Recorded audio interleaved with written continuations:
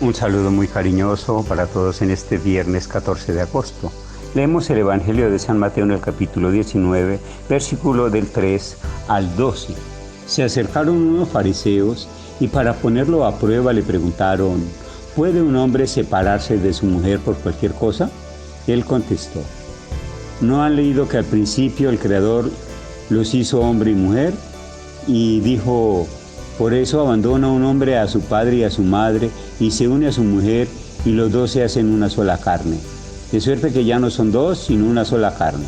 Así pues, lo que Dios ha unido, no lo separe el hombre. Le replicaron: entonces, ¿por qué Moisés mandó darle un acta de divorcio cuando uno se separa de ella? Le respondió: Moisés les permitió separarse de sus mujeres a causa de la dureza de sus corazones.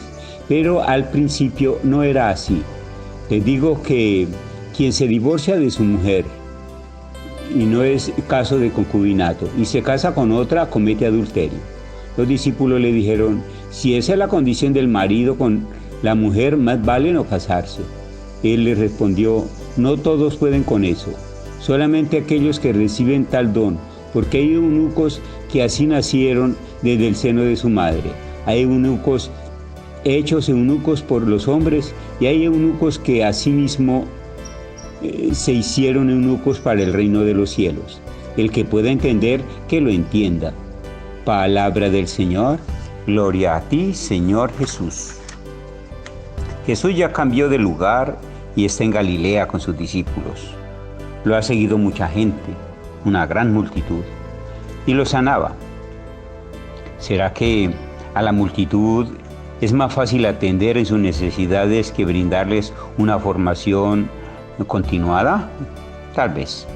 De todas maneras, la oferta en su tiempo, como hoy, es igual para toda la gente.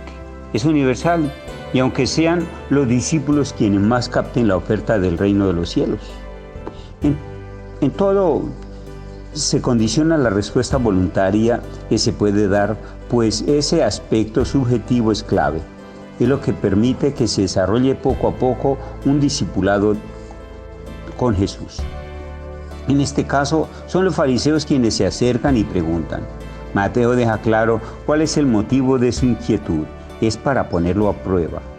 Los discípulos lo hacen por aprender, sin embargo, entran también en el diálogo y encuentran su espacio de aprendizaje.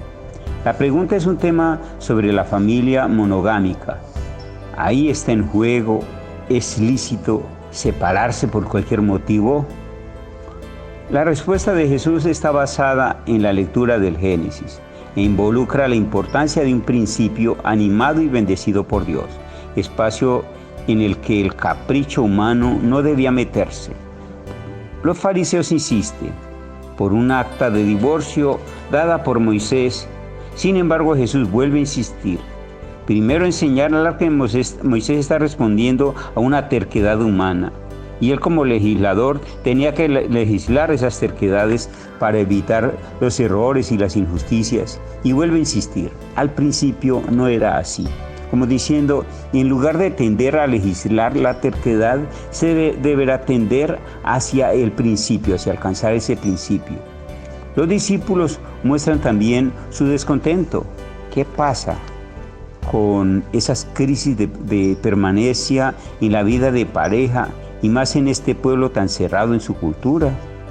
La experiencia de vida de familia de Jesús influiría en la concepción o se basa en las enseñanzas recibidas y transmitidas. Jesús es Salvador y es Maestro. Sus enseñanzas son salvadoras y busca que sus discípulos también las vivan y las transmitan. Creo que cuando Jesús enfatiza en el principio de esta enseñanza, es que resalta que el aspecto más salvador en la diversidad familiar es el que respeta el principio que él enfatiza. Definitivamente, en la observación que uno hace en la realidad, la mayor parte de los ancianos solos y desamparados se dan en experiencias de fracaso de la vida familiar o matrimonial. Y desde entonces empieza a manifestarse como un atentado o autoatentado contra la vida de sus propios integrantes. En la reacción cuestionadora de los mismos discípulos se lee cierta resistencia a la posición de Jesús, hasta el punto de creer que no casarse pueda ser la mejor opción. Muchos interrogantes pueden surgir con esta posición de los discípulos. Sin embargo, no cambia la primera y única posición del Maestro. La respuesta de Jesús es clara. No todos pueden con un estilo de vida sin casarse. Es un don que se recibe y de eso se trata. Es también una decisión que hace a quienes se consagran castidad celibataria por el reino de los cielos. También los discípulos han salido aprendidos tanto de la respuesta dada a los fariseos como la respuesta recibida en su inquietud. Podemos decir que Jesús, en la unión matrimonial de un hombre con una mujer que Dios ha unido, reconoce como el espacio de convivencia donde mejor sale librada la vida y donde mayormente se encuentran signos del reino de los cielos entre nosotros.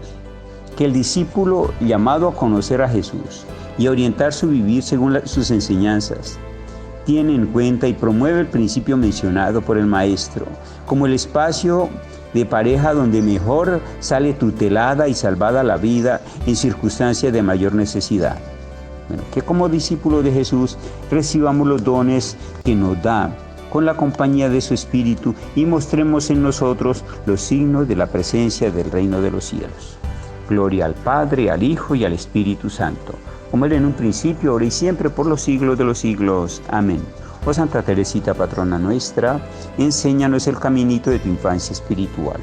La bendición de Dios, que es Padre, Hijo y Espíritu Santo, descienda sobre ustedes y los acompañe siempre. Amén.